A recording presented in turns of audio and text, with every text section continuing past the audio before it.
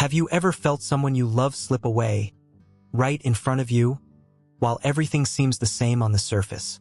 The words are still there, the routines haven't changed, but deep down, you sense it. The warmth is gone, the connection fading like a whisper you can't quite catch. Welcome to ZenLight 8, where we uncover the truths that shape our hearts and minds. Today, we're diving into the silent ways love fades, and the two unmistakable signs someone's already letting go, even if they won't say it out loud.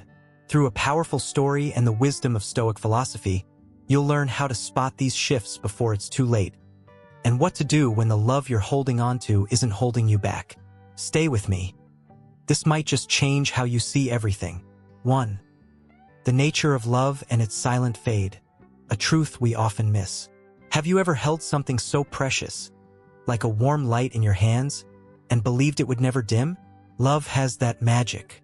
It sweeps into our lives with a quiet power, lifting us up, filling our days with meaning, and wrapping us in a warmth that feels unbreakable. When it's there, it's like the sun at its peak, bright, steady, eternal. You look into someone's eyes, hear their laugh, feel their touch, and you think, this is it. This is forever. But here's the truth we don't always want to face. Love isn't a fixed star. It's more like the seasons, blooming, thriving, and sometimes fading away. Welcome to ZenLight 8, where we're peeling back the layers of the heart. Today, we're starting with love, how it shifts, how it slips, and why we're often the last to see it go. Love doesn't vanish with a bang. It doesn't storm out the door or leave a note on the table. It fades quietly, like dusk creeping over a summer day, soft, slow, almost invisible until the light's gone. One day, the words still sound the same, the routines still hum along, but something's off. That spark, that effortless joy you used to feel, it's not there anymore. The hugs feel a little less tight, the silences stretch a little longer, the laughter doesn't bubble up like it used to. You notice, but you don't want to believe it. It's just a rough patch, you tell yourself. We've been here before. You dig into the past, replaying those golden moments when everything felt right. Late-night talks, shared dreams, the way they'd look at you like you were the only person in the world. You cling to that, hoping if you hold on tight enough, it'll come back. But deep down, there's a whisper you can't shake. The love you're chasing might already be gone. That's the nature of love. It's not a monument carved in stone. It's alive, fluid, fragile in its own way. When it's strong, it shapes us, makes us braver, softer, more open. It's the glue that binds two souls, the thread that weaves your story into theirs. But when it starts to fade, it doesn't announce itself with fanfare. It erodes piece by piece, through tiny cracks you barely notice until they're canyons. Think about it. Have you ever sat across from someone you love and felt a strange emptiness? They're right there. Same voice, same face, but the connection's hollowed out. You can't put your finger on it, so you brush it off. They're just tired, you say. It's been a long week, but weeks turn into months, and that emptiness lingers. Seneca once said, "We suffer more in imagination than in reality." We torture ourselves with what-ifs and maybes, blind to the slow drift happening right in front of us. Let's paint a picture. Imagine a couple who used to talk for hours about everything, about nothing. They'd laugh over silly things, plan adventures, share secrets in the dark. But over time, the talks get shorter. One night you ask, "How was your day?" And they mumble, "Fine," eyes on their phone. You try again. "Anything fun happen?" And it's just, "Not really." The silence settles in, heavy, unfamiliar. You tell yourself it's normal. People get busy, life gets in the way. But then you notice the little things piling up. They don't ask about your day anymore. The random texts stop coming. The "I love you" feel rote. Like a script they're reading off a cue card. You feel it, this quiet unraveling, but you don't want to name it. You dig into memories instead. That trip you took, that song they played for you, that promise they made. It's still there, you insist. It has to be. That's the trap we fall into. Love's fade is so subtle, so gradual, it sneaks past our defenses. It's not a breakup with slamming doors or tearful goodbyes. It's a slow leak, a balloon losing air until it's flat. And we're the last to see it because we don't want to. We're wired to hold on, to fight for what matters. But here's the kicker. You can't fight something that's already slipping through your fingers. It's like trying to catch smoke. Grasp all you want, it's gone before you close your hand. The signs are there, small but real. The way they don't reach for you anymore. The way their voice lacks that old warmth. The way time together feels like a chore instead of a gift. You sense it, but you hesitate. If I try harder, you think, I can fix this. You double down. Plan a date, say the right words, pour your heart out. But the more you push, the more distant they feel, and that whisper in your gut grows louder. This isn't what it was. Why do we miss it? Because love's fade doesn't scream, it whispers. It hides in the everyday, in the moments we shrug off as no big deal. A missed call they don't return. A smile that doesn't reach their eyes. A conversation that ends before it starts. We tell ourselves it's temporary, that love ebbs and flows. And sure, it does. Every relationship has its dips. But when the ebb keeps going, when the flow doesn't come back, that's when you know. It's not a phase, it's a shift. And deep inside, you've felt it longer than you'll admit. Have you ever looked at someone and thought, they're here, but they're not here? That's the silent fade. Love pulling back, not with a roar, but with a sigh. This isn't about despair, it's about seeing clearly. Love gives us so much, but it's not ours to lock in a box. It moves, it changes, and sometimes it leaves. We cling to the past because letting go feels like losing. But what if it's not? What if recognizing the fade is the first step to finding yourself again? That's where the story takes us next. A tale of love, loss, and the wisdom to face it. Because love doesn't just fade on its own. It shows you if you're willing to look. 2. The Tale of the Wanderer and the Sage. A lesson in love's quiet exit. Now that we've felt the weight of love's silent fade, let's step into a story. A journey that mirrors what so many of us have lived. Welcome back to ZENLIGHT 8, where we don't just talk about truths, we walk through them. This is the tale of the wanderer and the sage. A man who loved deeply and a wise soul who showed him what fading love really looks like. It's not just a story, it's a mirror. Maybe you'll see yourself in it like I did. Let's begin. Once, there was a wanderer who knew love in its truest form. It wasn't loud or flashy. It was the kind that settles into your bones, warm and sure. He'd felt her arms around him, heard her whispers under a sky full of stars, seen her eyes light up when he walked through the door. They built a world together, small moments that felt infinite, promises that seemed unbreakable. He thought, this is it. This is mine forever. And for a while it was. They laughed easily, talked endlessly, held each other like nothing else mattered. Love was their refuge, their home. But life doesn't stand still, and neither does love. One day, without a word, things shifted. It wasn't a fight or a betrayal, just a change, soft as a shadow moving across the ground. Her words, once so full of warmth, turned flat. I love you still came, but it felt like an echo, not a flame. The laughter that used to spill out between them grew rare, replaced by silences he couldn't fill. Time together, once a joy, started to feel like a duty, something checked off a list. First, he ignored it. It's just life, he told himself. We're busy, we're tired. Love has its seasons. He brushed off the unease, convinced it was a phase they'd weather together. He tried harder, planned dinners, asked questions, reached for her hand. But the more he reached, the farther she seemed, her presence a ghost of what it once was. Nights grew heavy. He'd lie awake, staring at the ceiling, questions clawing at him. Had he missed something? Was it his fault? Could he bring it back? The woman he loved was still there. Same voice, same face, but she wasn't there. He'd catch her staring out the window, lost in thoughts she didn't share. Her smiles were polite, her touch fleeting. He'd ask, "Are you okay?" And she'd nod, "Yeah, just tired." But it wasn't tiredness. It was distance, growing like a crack in the earth. He couldn't ignore it anymore. but he didn't know what to do. Desperate, he set out to find answers, climbing a mountain to seek an old sage whose wisdom was whispered about in the valleys below. The path was long, his heart heavier than his steps, but he needed to understand. When he reached the sage, perched atop the peak, he spilled everything. His love, his loss, his confusion. "She's still here, but she's gone," he said, voice breaking. "I don't know what I did. I don't know how to fix it." The sage listened, his eyes deep and still, seeing past the words into the wanderer's soul. When the tale was done, he didn't offer platitudes or promises. Instead, he stood and beckoned the wanderer to follow. They walked to a garden, quiet and alive, where the wind rustled through leaves and a flower stood, its petals curling at the edges, fading from bloom to wilt.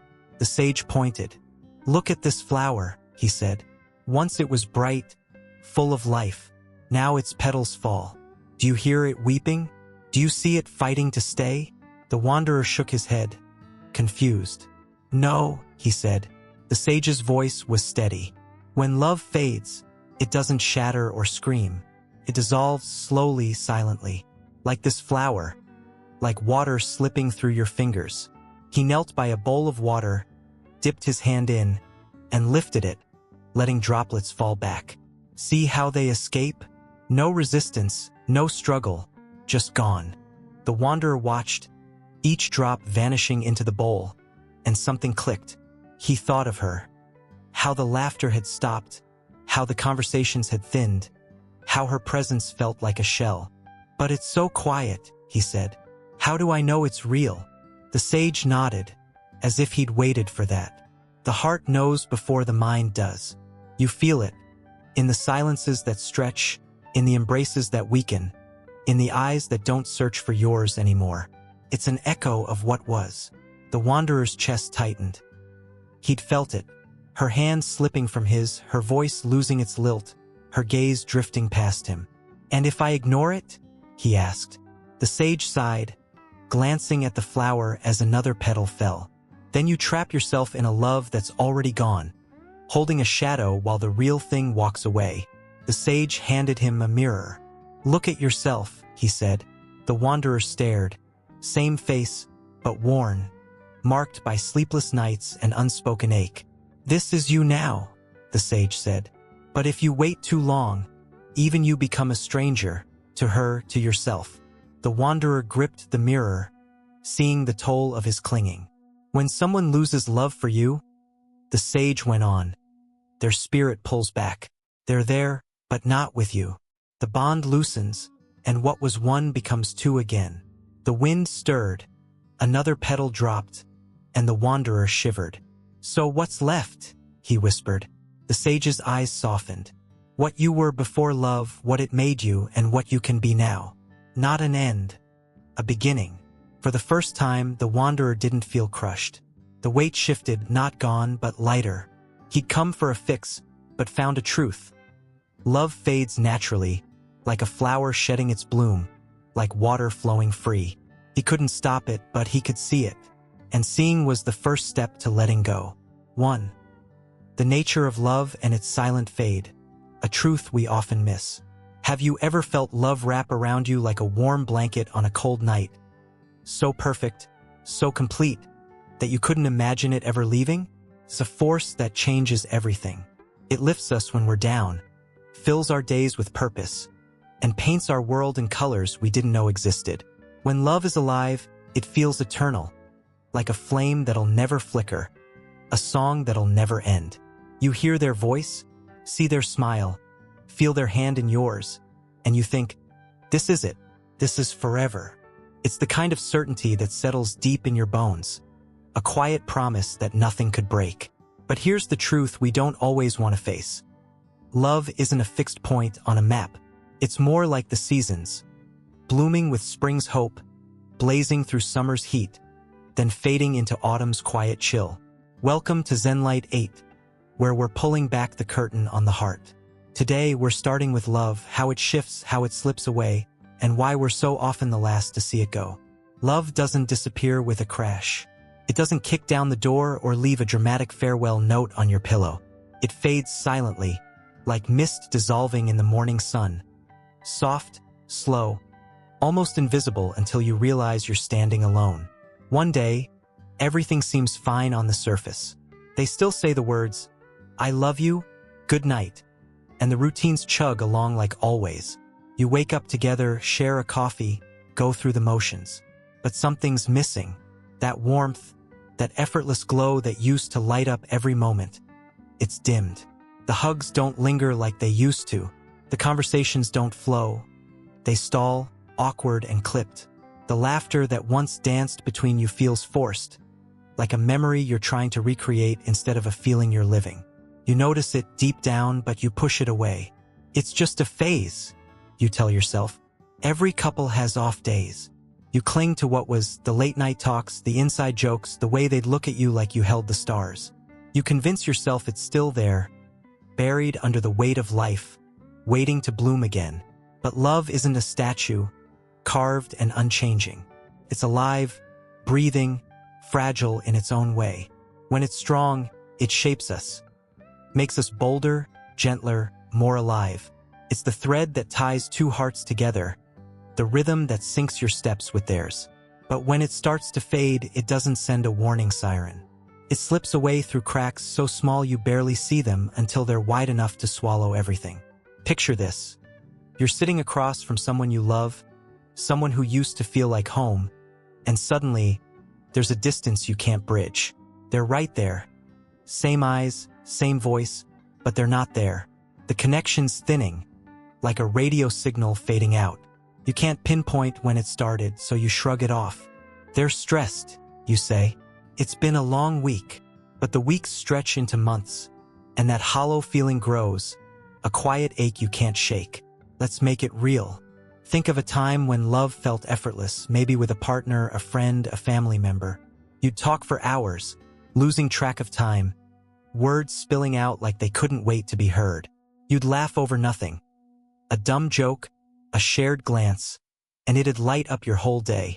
You'd reach for each other without thinking, hands finding hands, hearts finding hearts. That was love at its peak. Natural, unforced, alive. Now fast forward. Those talks? They're shorter now, clipped. How was your day? You ask, and it's just fine. No spark, no follow-up. You try again. Anything good happen? And it's not much. Their eyes somewhere else. The silences aren't comfortable anymore. They're heavy, loaded with something unsaid. You tell yourself it's normal. Life gets busy. People get tired. But then the little things stack up. They don't text just to say hi anymore. They don't ask what's on your mind. The "I love you"'s come. But they're flat, mechanical, like a line they're supposed to say instead of something they feel. You feel it, this slow unraveling, but you don't want to call it what it is. That's the nature of love's fade. It's so subtle, it slips past us like a shadow. It hides in the everyday, in moments we dismiss as no big deal. A call they don't return. A smile that doesn't reach their eyes. A plan they cancel without much thought. We tell ourselves it's temporary, that love bends and bounces back. And sometimes it does. Every bond has its lows. But when the lows don't lift, when the distance keeps growing, that's when the truth creeps in. It's not a dip, it's a drift. And deep inside, you've known it longer than you'll admit. Have you ever sat next to someone and felt utterly alone? Heard their voice and wondered where the warmth went? Watched them move through the day like you're a stranger in their story? That's the silent fade. Love pulling back, not with a shout, but with a whisper. Why do we miss it? Because it's quiet. Because we don't want to see it. Love's end isn't always a breakup with tears and slammed doors. It's a slow bleed, a thread fraying until it snaps. And we're the last to notice because we're built to hold on. We replay the good times like a highlight reel. That trip you took, that night you laughed until you couldn't breathe, that promise they made under the moonlight. It's still there, you insist. If I try harder, it'll come back. So you do, you plan a date, say the sweet things, reach out more. You pour yourself into it, hoping your effort will reignite the spark.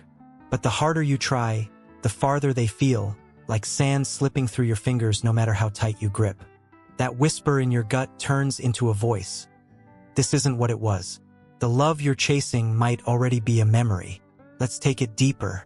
Imagine a friendship that used to be your lifeline. You'd call each other just to vent, share every win, lean on each other through the rough stuff. But lately, something's off. They don't pick up as often.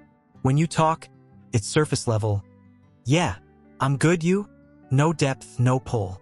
You invite them out, and it's always, maybe next time. You feel the shift, but you don't want to name it. They're just busy, you say. We'll catch up soon. You hold on to that one perfect day.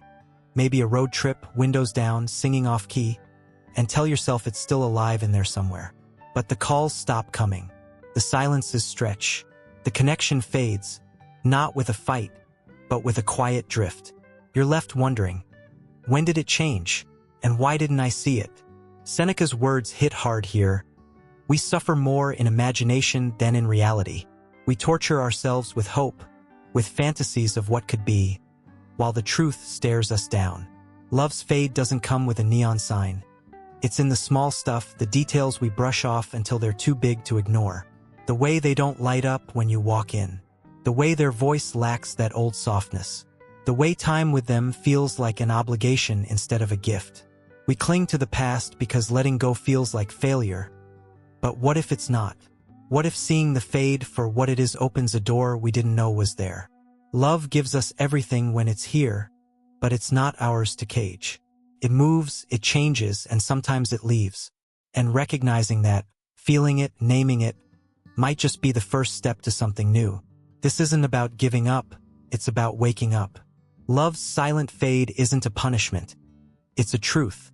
It shows itself if we're brave enough to look. Through the silences, the distance, the echoes of what used to be. We often hold on too long, afraid of what's on the other side. But what if letting go isn't losing? What if it's finding? That's where the journey takes us next. A story of a man who loved, lost, and learned to see. Because love doesn't just fade on its own. It leaves clues, if we're willing to follow them.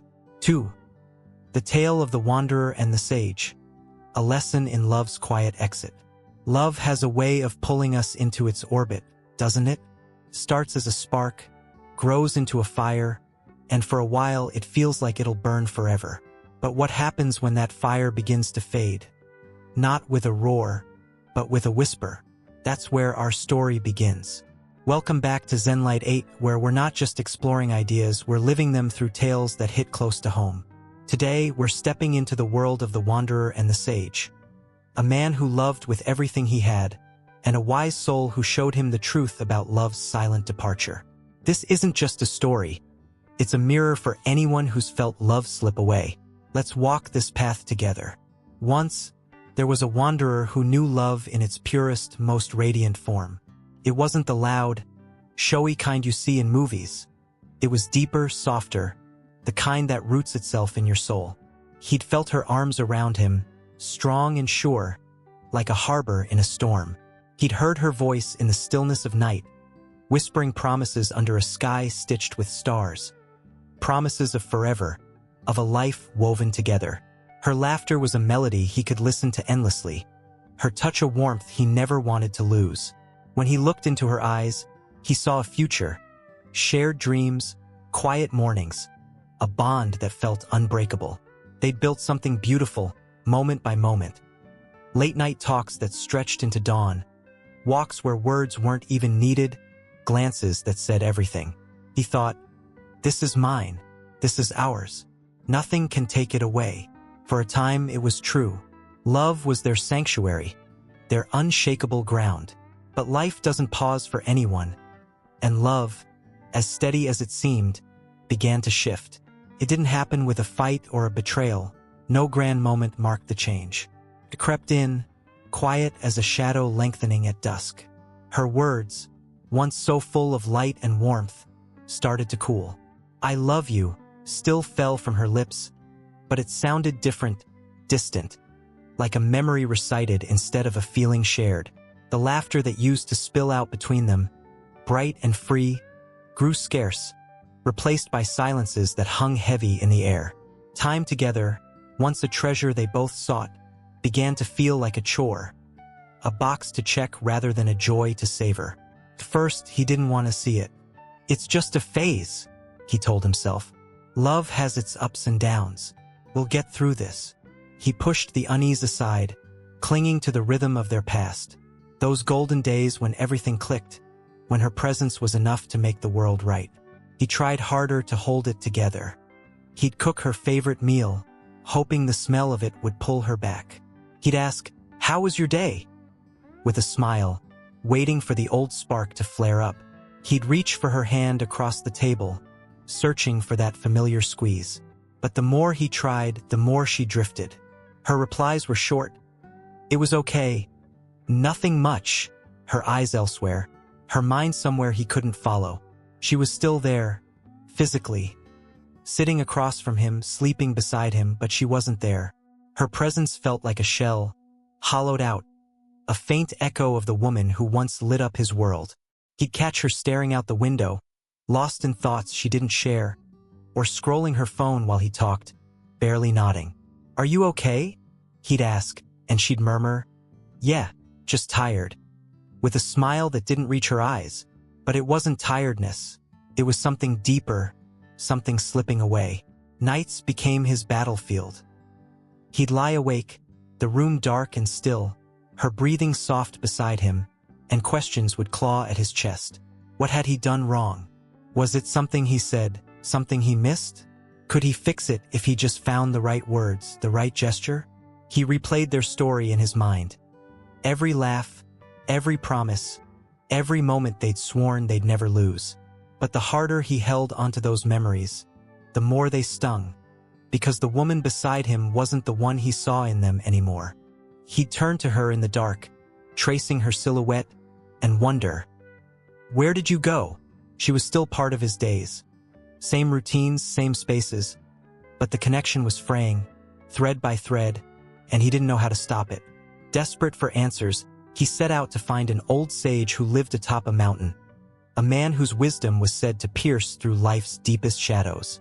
The journey was long, each step weighed down by the ache in his heart, but he couldn't keep living in this fog. He needed clarity, a way to understand what was happening. When he finally reached the sage, perched on a rocky ledge with the wind swirling around him, he poured out his soul. "I love her," he said, voice cracking. "She's still here, but she's gone. The warmth is fading, the laughter stopped. I don't know why. I've tried everything, but she's slipping away. Tell me what to do." The sage listened, his eyes deep and steady, seeing past the wanderer's words into the raw pain beneath. When the story ended, he didn't offer quick fixes or empty comfort. Instead, he rose and motioned for the wanderer to follow. They walked to a garden nestled among the rocks, where the air hummed with life and the wind whispered through the leaves. The sage stopped by a flower, its petals curling at the edges, once vibrant but now fading into wilt. "Look at this," he said, his voice calm but firm. "It was full of life once, bursting with color. Now its petals fall. Do you hear it crying? Do you see it clinging to what it was?" The wanderer stared at the flower, its delicate edges browning, and shook his head. "No," he said, unsure where this was going. The sage knelt by a bowl of water nearby, dipped his hand in, and lifted it, letting droplets slip through his fingers back into the bowl. "Watch this water," he said. "See how it falls? No struggle, no resistance, just gone." The wanderer watched, each drop vanishing without a trace, and a shiver ran through him. He thought of her, how the joy had drained from her voice, how the silences had replaced their chatter, how her presence felt more like an absence every day. "But it's so quiet," the wanderer said, almost to himself. "How do I know it's real? How do I know she's really pulling away?" The sage turned to him, his gaze piercing yet kind, as if he'd been waiting for that question. "The heart feels it before the mind accepts it," he said. "You know it in the small things, the silences that grow, the embraces that don't hold you like they used to, the eyes that no longer seek yours. It's like living in the echo of something that once was." The wanderer's breath caught. He'd felt it all, her hands slipping from his too soon, her laughter fading into a rare, forced sound, her gaze drifting past him like he wasn't there. "And if I don't face it?" he asked, voice trembling. The sage glanced at the flower, another petal loosening in the breeze. "Then you chain yourself to a love that's already left, grasping at shadows while the real thing walks away." The sage handed him a small mirror. "Look at yourself," he said. The wanderer lifted it, staring into his own eyes, familiar, yet marked by sleepless nights, by the quiet erosion of his spirit. "This is you now," the sage said. "But if you hold on too long, even you become a stranger, to her, to yourself." The wanderer gripped the mirror, seeing the toll of his clinging, the weight of his unanswered questions. "When someone loses love for you," the sage continued, "it's not loud or sudden. It fades naturally, like this flower shedding its bloom, like this water flowing free. They don't fight to leave, they simply drift." The wind stirred the garden, another petal fell, and the wanderer felt a chill. "So what's left for me?"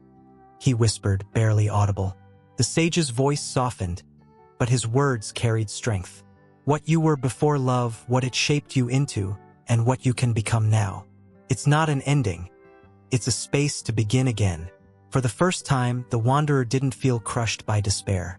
The weight didn't vanish, but it shifted lighter somehow. He'd climbed this mountain seeking a way to fix her, to fix them, but what he found was a truth he couldn't unsee. Love fades on its own terms, quiet and unyielding, like nature itself. He couldn't stop it, but he could understand it. And that understanding was the first step towards something new. Something he wasn't ready to name, but could finally feel. 3. The first sign, emotional distance, a silent drift of the heart. Have you ever sat with someone you love and felt a quiet ache? Like they're right there, but somehow a million miles away? It's not a fight that drives the wedge, not a shouting match or a slammed door. It's subtler, softer, and all the more piercing for it. Love doesn't always leave with a grand exit. It slips away in whispers, in moments so small you barely notice until they pile up into something you can't ignore. Welcome back to ZenLight 8, where we're peeling back the layers of what happens when love fades. Today, we're diving into the first unmistakable sign someone's losing love for you: emotional distance. It's the slow, silent pullback of their heart. And once you see it, you'll never unsee it. Let's walk through this together. When someone stops loving you, they don't announce it with trumpets or tears, at least not at first. The shift starts in the shadows, creeping into the everyday in ways that feel almost innocent. It's not that they're gone physically, they're still there, sharing your space, moving through the routines. But something's off. The first sign is emotional distance, a subtle unraveling that plays out in the smallest details. Conversations that used to stretch on for hours shrink into clipped exchanges. "How was your day?" you ask, and it's just fine. With no spark, no invitation to dig deeper. You try again. "Anything fun happen?" And it's not really. Their voice flat, their eyes drifting elsewhere. The laughter that once bubbled up between you, easy and bright, becomes rare. A forced chuckle here, a half smile there. And the silences, they're not the comfortable kind anymore. They stretch out, heavy and thick, filling the space where words used to live. This isn't about them packing a bag or walking out the door. It's a withdrawal of their spirit. They stop reaching for you, not with their hands, but with their heart. Think back to when love was strong. They'd light up when you walked in, eager to share the tiniest pieces of their day. A funny thing their coworker said, a song they couldn't get out of their head, a random thought that popped up on their drive home. They'd ask about you too, really ask, leaning in, listening like your words were gold. Their presence wasn't just a body in the room. It was a warmth, a pull, a connection you could feel even when you weren't touching. That's what love does. It bridges the gap between two souls, makes the mundane electric, turns silence into something shared. But when love fades, that bridge starts to crumble. They don't share anymore. The little stories dry up. The questions stop coming. Their presence feels awkward, strained. Like they're there because they have to be, not because they want to. Let's paint a picture. Imagine a relationship that used to hum with life. You'd sit together after dinner, talking about everything and nothing. Dreams you hadn't told anyone else, silly what-ifs, plans for the weekend. Laughter would spill out over the smallest things. A spilled drink, a bad pun, and you'd catch each other's eye, grinning like kids. You'd feel them with you, fully, their attention a gift they gave without thinking. Now picture it months later. Dinner's quiet. You ask, how'd it go today? And they shrug. Okay. Poking at their food. You push, anything interesting? And it's not much. No lift, no life. You wait for them to ask about your day. But they don't.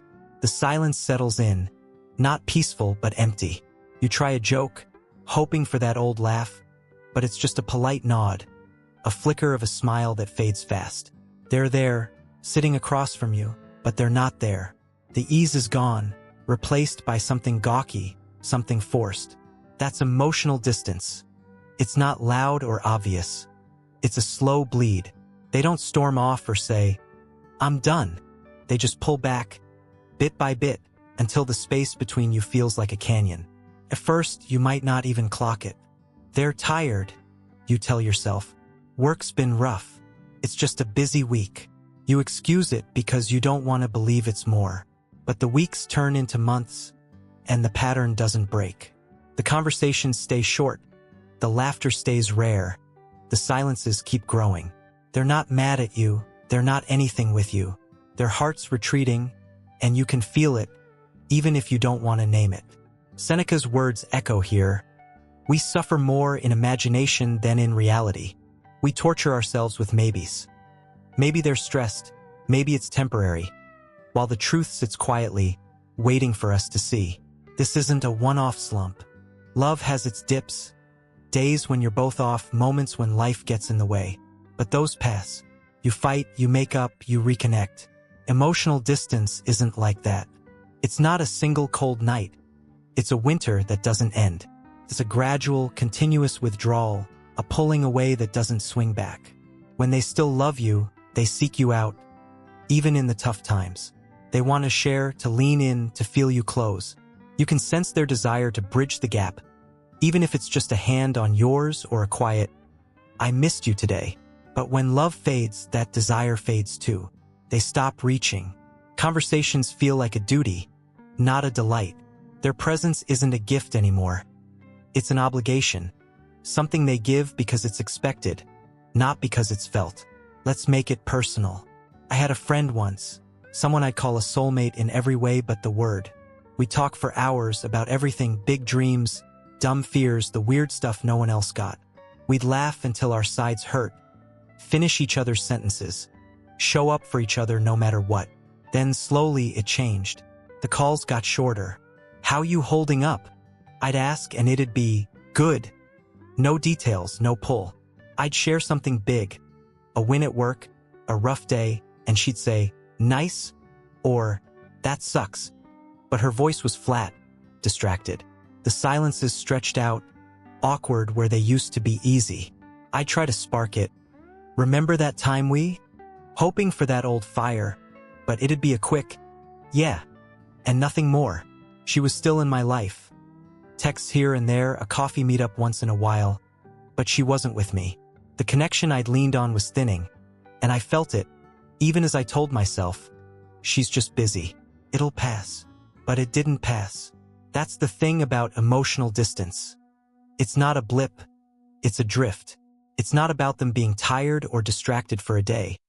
It's about a heart stepping back, one quiet move at a time. They don't tell you they're pulling away. They just do it.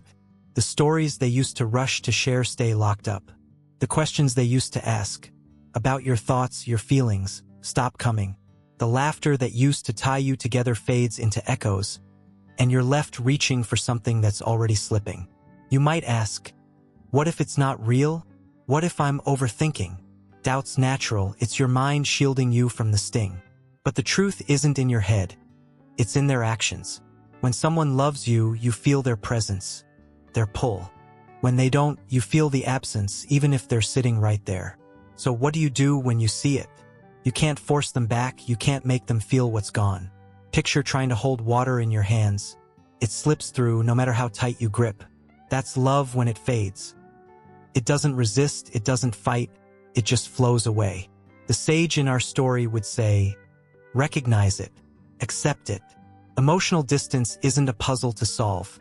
It's a sign to see. You can't chase someone who's already walking away. Can't beg for a closeness they don't want to give. It's there or it's not. And when it's not, you feel it in the shorter talks, the rarer laughs, the longer silences. It's the heart pulling back, one step at a time, leaving you with a choice. Keep clinging to the echo or find the courage to let it go. This isn't about despair. It's about clarity. Emotional distance is love's first whisper of goodbye, subtle but real. It shows itself if you're willing to look. Through the quiet, the strain, the absence where connection used to be. We often hold on, afraid of what letting go means. But seeing it for what it is, that's where the strength starts. That's where we head next, another sign, another truth building on this one. 4. The second sign. They no longer see you the same way, a shift in the mirror of their eyes. Have you ever looked into someone's eyes and felt like they didn't recognize you? Not because they forgot your name, but because the spark, the connection, the you they once saw was gone? It's a quiet wound, sharper than words, deeper than silence. Love doesn't just fade through distance, it fades through the way someone perceives you. Welcome back to ZENLIGHT 8, where we're unraveling the subtle truths of a heart pulling away. Today, we're diving into the second sign that someone's losing love for you. They no longer see you the same way.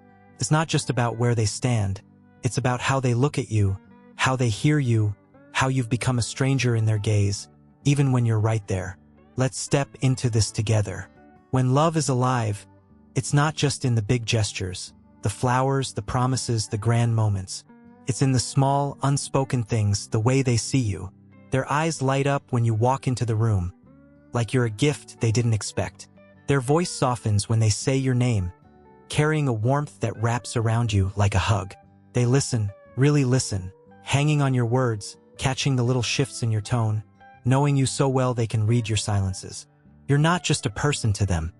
You're their person, special, familiar, irreplaceable. That's what love does. It turns their gaze into a mirror that reflects the best of you, a lens that makes you feel known, wanted, whole. But when love fades, that mirror cracks. The second sign isn't loud or obvious. It's a shift in their eyes, their words, their energy. They don't see you the same way anymore, and you feel it even if you can't name it at first. This change doesn't come with a declaration. They don't say, "You're not who you were to me." It's subtler, more piercing. The warmth in their gaze cools. Where they once looked at you with wonder, now there's a blankness, a distraction. You walk in, and there's no flicker of joy, no spark of recognition. Their attention, once so freely given, feels forced, like they're going through the motions instead of being present. Their voice loses its heat. Those soft inflections, that tenderness that used to color their words, flatten out into something mechanical, detached. You're still there, still part of their days, but in their eyes you're not the same. You've gone from being the center of their world to a figure on the edges, a stranger wearing the face of someone they once knew. Let's bring it to life. Picture a time when love was at its peak. Maybe it's a partner who'd catch your eye across a crowded room, their smile saying, "I'm with you," without a word. They'd listen to your rambles about a tough day or a wild idea, nodding, leaning in, asking questions like every detail mattered. Their voice would lift when they talked to you, excited, gentle, alive, like you were the best part of their moment. You felt seen, not just as a body in the room, but as a soul they cherished. That's what love looks like. It's a way of seeing that makes you feel bigger, brighter, more you. Now fast forward. The same person, the same room, but something's off. You walk in, and their eyes don't lift. They're on their phone or out the window anywhere but you. You start talking about your day, a hope, a worry, and they nod, "Aha." But it's empty, distracted. Their voice is there, but it's cold, clipped, "Yeah, cool, sure." No depth, no pull. You're still beside them, but you're not with them anymore. That's the heart of this sign. They don't see you as special or familiar anymore. When love is strong, You're woven into their world. A thread they can't imagine cutting. They know your quirks, your rhythms, the little things that make you you, and they treasure them. But when love fades, that knowing fades too. You become a background figure, someone they're used to having around but not someone they see. It's not that they hate you or ignore you outright, it's worse in a way. They're indifferent. The admiration that used to shine in their eyes dims. The attention that once felt like a spotlight turns into a flicker, barely there. You feel it in how they talk to you, short, surface level, like you're just another voice in the noise. You feel it in how they react, half-hearted, going through the motions. You feel it in how they listen or don't, like your words are static, they tune out. Let's make it real. I had a relationship once that felt like a dream at first. He'd look at me like I was magic, eyes wide, smile soft, like I was the only thing worth seeing. We'd talk for hours and he'd hang on every word, asking, "Then what?" or laughing at my dumb jokes like they were gold. His voice had this warmth, this lift, like saying my name was a privilege. I felt known down to my core. Then slowly it shifted. I'd walk in and he wouldn't look up, just a quick glance, then back to whatever. I'd tell him something big, a win, a fear, and it'd be, "Nice," or, "That's rough." No curiosity, no pull. His voice went flat, "Hey, yeah, okay." Like I was anyone, not as anyone. I'd catch him staring past me, lost somewhere else, and when he did look, there was no light, no heat. I was still there, still me, but in his eyes, I wasn't the same. I'd become a stranger, even as I sat beside him. This change shows up everywhere, not just in their gaze, but in how they carry themselves around you. Conversations lose their flow. They're mechanical, a checklist of responses instead of a dance of connection. "How you feeling?" you ask, and it's fine. No depth, no invite to share more. You try to pull them in. "I had this wild idea today," and it's cool. No questions, no spark. Their reactions are tepid, a shrug, a nod, nothing that says they're with you. And the listening, it's half there, if that. You pour out your heart, and they're scrolling or staring off or cutting in with something unrelated. Where there was once a natural bond, words flowing, eyes locking, energy sinking, there's now a wall. You feel it, this shift, even if they're still sitting right there. Why does it hit so hard? Because it's not just about them pulling back. It's about you disappearing from their story. When love's alive, they see you as part of them, a piece they can't imagine losing. Your laugh, your quirks, your dreams. They're treasures they hold close. But when love fades, you fade too. You're not the one they light up for, not the one they turn to. You're just there. And that's the sting. You haven't changed, but to them, you're not you anymore. Marcus Aurelius said, "You have power over your mind, not outside events. You can't force them to see you as they once did. Can't make their eyes warm up or their voice soften. It's a shift you feel in your bones, a truth that settles like dust. They don't know you anymore, not like they did. So how do you know it's real? Doubt creeps in. Maybe I'm imagining it. Maybe they're just off today." It's natural to question, to cling to the familiar. But the truth isn't in your head. It's in what they do. When love's strong, their gaze, their words, their energy wrap around you like a promise. When it's fading, that promise unravels. You see it in the way their eyes don't hold yours, the way their voice lacks life, the way they listen without hearing. It's not a one-day slip. It's a pattern, a slow turning away. You might ask, what if it's not love fading? What if it's something else? But deep down, when someone sees you the same way, you feel it. Their presence lifts you, their attention holds you. When they don't, you feel the void even if they're standing close. What do you do with this? You can't make them see you again. Can't force their eyes to light up or their heart to remember. It's like asking a river to flow backward. It moves as it will. The sage would say, you can't control their sight, only your own. You feel this sign, in the cold glances, the flat words, the half-listening, and it's a message. They're not here with you anymore, not in the way that matters. You're still you, but to them, you're a stranger in familiar skin. It's not about fighting to be seen. It's about seeing it for what it is. That's the step toward clarity, toward letting go, and it's where we'll go next. 5. Advice from Stoic philosophy: mastering your mind, not their heart. Have you ever stood at the edge of a fading love, reaching out with everything you have, hoping, praying that if you just try hard enough, you can pull it back? It's a gut-wrenching place to be, watching someone you care about slip away, feeling powerless to stop it. You think, if I say the right thing, do the right thing, they'll see me again, feel me again. But here's the truth that cuts through the noise. You can't make someone love you. Welcome back to ZenLight 8, where we're not just tracing the signs of love's fade, we're finding strength to face it. Today, we're turning to Stoic philosophy, the timeless wisdom of Marcus Aurelius and Seneca, to guide us through this storm. Their words aren't just old quotes. They're a lifeline when love slips beyond your grasp. Let's dive in.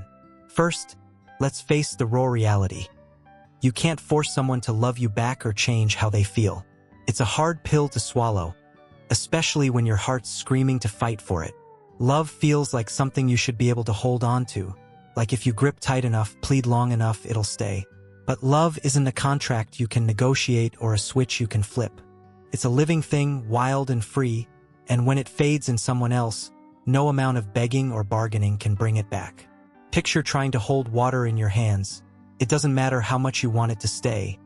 It slips through, following its own course. You might say, I'll be better, I'll change, give me one more chance. But if their heart's already pulling away, those words fall on deaf ears. They're not choosing to stop loving you out of spite. It's just gone, like a flame that's burned out its fuel. And no force in the world can reignite what's turned to ash. Marcus Aurelius, the Stoic emperor who faced his own battles, saw this clearly. He wrote, "You have power over your mind, not outside events. Realize this, and you will find strength." Think about that for a second. You can't control their feelings, their choices, their drift. That's outside your reach, an event unfolding beyond your hands. But your mind, that's yours to command. When love fades, the instinct is to pour your energy into them, to fix, to chase, to plead. You replay every moment, wondering where it went wrong, what you could have done differently. You exhaust yourself trying to pull them back, as if your will alone could rewrite their heart. But Marcus tells us, stop. That energy's wasted on what you can't change. The strength isn't in clinging. It's in turning inward, mastering your response, finding your footing when the ground's falling away. Let's make it real. Imagine a relationship slipping through your fingers. You feel the emotional distance, see the way they don't look at you the same. You try harder, plan a special night, pour out your feelings, ask what's wrong. They nod, maybe say, "I'm fine." But the gap widens. You think, if I can just show them how much I care, they'll come back. So you keep pushing, keep reaching until you're drained, and they're still drifting. That's where Marcus steps in. You can't control their heart. It's their event, their fade. But you can control your mind, how you see it, how you feel it, how you let it shape you. Instead of chasing, you pause. Instead of begging, you breathe. You don't waste your strength on their choice, you save it for yours. That's power, not surrender. Seneca, another Stoic giant, builds on this with a warning we all need to hear. The greatest obstacle to living is expectancy, which hangs upon tomorrow and loses today. When love fades, we often live in that trap, expecting it to return, hoping tomorrow will bring back yesterday's warmth. You tell yourself, maybe they'll wake up and feel it again. Maybe if I wait, they'll see me like they used to. You hang your peace on a future that might never come, and in the process, you lose the present, the only moment you actually have. Seneca's saying, don't do that. Don't build your life on fantasies of what could be.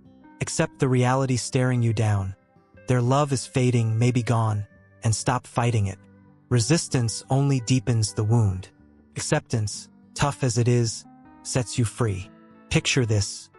A friendship you've cherished for years starts to cool. They don't call like they used to, don't light up when you're around. You feel it slipping, so you cling harder. Text more, invite them out, try to spark the old magic. They reply, but it's half-hearted, and you're left waiting for the next maybe. You live in expectancy, hoping they'll snap back, that the distance is just a phase. Days turn into weeks, and you're still holding your breath, missing the life unfolding right now. Seneca's voice cuts through. Stop waiting. Face it, they're pulling away. It's not what you want, but it's what is. Don't lose today chasing a tomorrow that's already decided. Accept the truth and you reclaim the moment, your moment to feel, to heal, to move. This Stoic advice isn't cold, it's liberating. You can't force love back into their heart, and why would you want to? Love that's coerced isn't love. It's a shadow, a hollow echo. Marcus and Seneca aren't telling you to give up on caring. They're telling you to care about what you can control. Yourself. I've been there, pouring my soul into someone who'd already checked out. I'd ask, "What's wrong?" and get shrugs. I'd plan, plead, wait, wasting energy on their fade instead of my own strength. Then I stumbled on Marcus's words, and it hit me. I couldn't change her mind, but I could change mine. I stopped chasing, started breathing, and found a calm I didn't expect. It wasn't easy, but it was real. So what does this mean for you? When you see the signs, emotional distance, the way they don't see you anymore, don't waste your power trying to pull them back. You can't negotiate their feelings or force their eyes to light up. Love's not a deal you strike. It's a gift they give or don't. Marcus says, control your mind, not their heart. Seneca says, live now, not in hope of a miracle. Together, they're telling you, let go of what's slipping and hold onto what's yours. Your peace, your strength, your present. It's not about defeat. It's about wisdom, about redirecting your energy from a lost cause to a living one. You.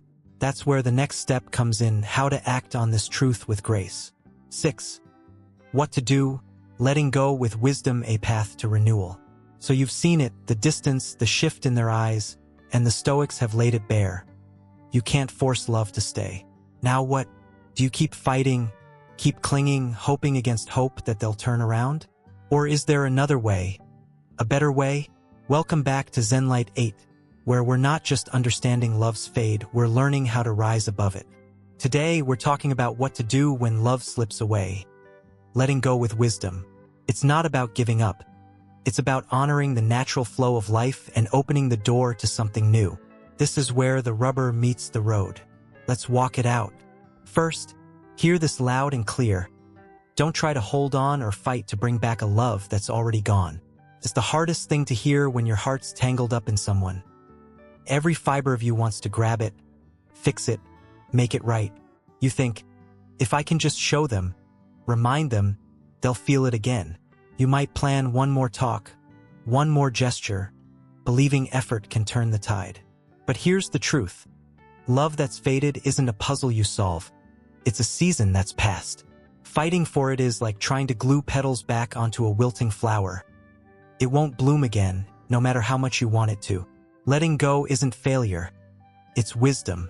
It's seeing that love, like water, flows where it will, and chasing it only drowns you in the effort. Respect its course and you respect yourself. Picture a river moving past you. You can't grab it, can't force it to stay in your hands. It slips through steady and sure. Love's the same. When it fades, it's not a battle to win, it's a current to release. I had a partner once who started drifting. Less laughter, less light in his eyes. I fought it hard. Planned dates, poured out my heart, asked what I could do. He'd shrug, I don't know, and I'd double down, thinking my love could pull him back. Didn't. The more I clung, the more I lost. Not just him, but me. Letting go felt like defeat until I saw it differently. It wasn't losing a fight. It was choosing peace. It's not about abandoning what mattered. It's about accepting what's changed. You don't wrestle with nature. You move with it. Here's the flip side. When love fades, what's left isn't emptiness. It's opportunity. We fear letting go because we think it's a void, a black hole where everything we cherish disappears. But it's not. It's a clearing, a space to rediscover who you are. The sage in our story said it best. What remains is what you were before love, what you've become because of it, and what you can be now. Before love, you were whole. Maybe raw, maybe searching, but complete in yourself. Love shaped you, taught you strength, softness, vulnerability, and those lessons don't vanish. And now you've got room to grow, to stretch into something new. Letting go doesn't erase you, it reveals you. It's not a loss. It's a chance to explore the person you've been, the person you are, and the person you're becoming. Let's ground this. I let go of that partner, and at first it hurt. Silence where his voice used to be, spaces where we used to laugh. But then I noticed something. I could breathe. I started writing again, something I dropped in the chaos of clinging. I reconnected with friends I'd sidelined, found quiet joys I'd forgotten. Coffee alone, walks at dawn, music that hit different. I wasn't empty, I was full, just differently. Love's fade didn't take me away. It gave me back to myself. What about you? What could that space hold? Hobbies you've shelved, dreams you've paused, pieces of you waiting to bloom. It's not a blank slate. It's a canvas, and you're the artist. How do you let go? With gratitude and grace, not bitterness or despair. This is the key. It's not about slamming the door or cursing their name. It's about releasing with a bow, a nod to what was. Love, even when it fades, was real once. It gave you moments, laughter, closeness, lessons that shaped your story. You don't have to hate it or them to move on. Say thank you for the good, for the growth, even for the pain that woke you up. Then let it drift, not with a clenched fist, but an open hand. Bitterness ties you to the past. Gratitude sets you free. Despair keeps you stuck. Grace moves you forward. It's a quiet act, maybe a moment alone, whispering, "I'm thankful and I'm done." But it's powerful. It opens the door to peace, to growth, to a new kind of fullness. Picture this. A friend's love fades, less calls, less care. You feel it and it stings. Old you might have texted endlessly, demanded answers, let resentment simmer. How could they? New you takes a breath. You think of the nights you laughed, the secrets you shared, and say, thank you for that. You don't fight for their return. You let them go, not with anger, but with calm. Maybe you write it down, burn the page, let the smoke carry it away. Then you turn to what's next. A book, a walk, a friend who's still there. You're not broken, you're beginning. That's letting go with wisdom. Honoring the past, releasing the present, stepping into the future. Seneca's voice rings here. You must not waste your life waiting for something to return that has already left. Don't linger at the shore, watching the tide pull out, hoping it'll rush back. It won't. Marcus adds, realize this, and you will find strength. The strength is in choosing yourself.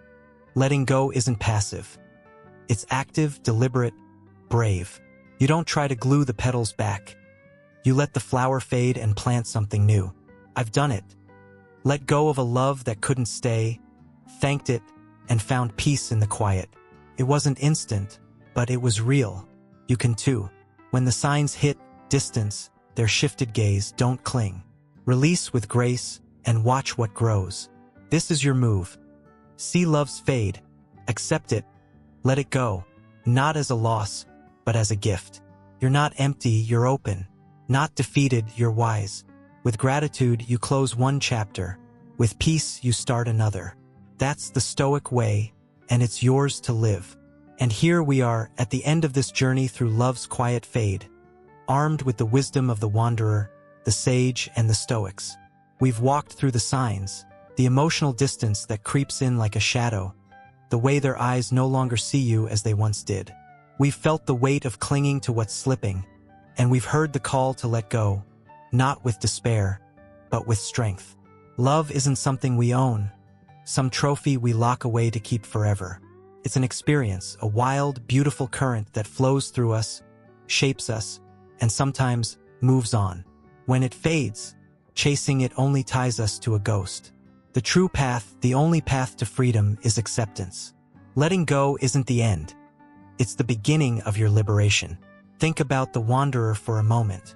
He climbed that mountain desperate to fix a love that was fading, hoping for a magic word or a secret trick to bring her back. But what he found wasn't a fix. It was a truth.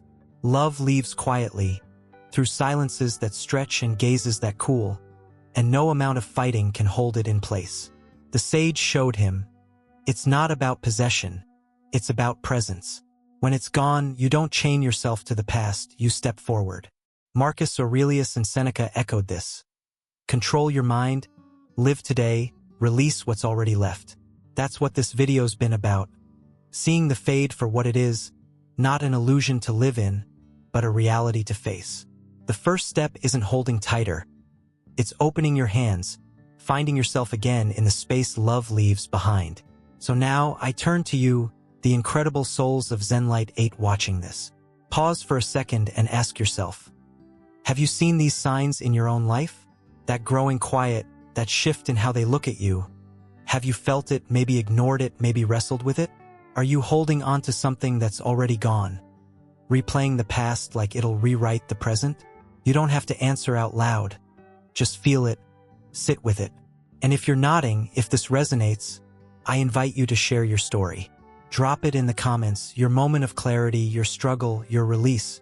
Your words might light the way for someone else, might help them see what they've been afraid to face. We're not just a channel here. We're a community, finding strength in the truth together. Your voice matters, and I can't wait to hear it. This journey's been about more than spotting love's fade. It's been about reclaiming your power. The wanderer didn't lose himself when love left. He found a new beginning. You can too.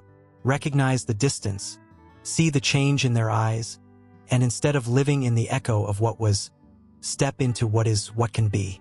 Let go, not with bitterness, but with gratitude for what it gave you and peace for what's ahead. That's the Stoic gift. Freedom through acceptance, growth through release. You're not defined by what fades, you're shaped by how you rise. So take that step today. Look at what's slipping, thank it, and let it go. The path to yourself is waiting. And now, from the deepest part of my heart, I want to say thank you. To every one of you in the ZENLIGHT 8 family who stayed with me through this, thank you for being here. If you've made it to the end, you're not just watching, you're living this with me, seeking clarity, chasing wisdom, building something real. I'm so grateful for your time, your openness, your willingness to dive into these truths. You're the heartbeat of this channel, the reason I sit down to share these stories and lessons. Every view, every second you give me, it's a gift I don't take lightly. You inspire me to keep going, to keep exploring, and I hope this inspires you too, to see, to feel, to grow. If this hit home, please hit that like button. It helps this message reach more hearts who need it. Subscribe if you're new here, and tap that bell so you don't miss what's coming next. Share your thoughts below. Have you felt love fade? Have you let go? What did it teach you? I read every comment, and I'm here for every word you share. Until we meet again, keep looking at the truth, keep letting go with grace, and keep finding the strength that's already in you. Thank you, ZENLIGHT 8 family. You're incredible, and I'll see you soon.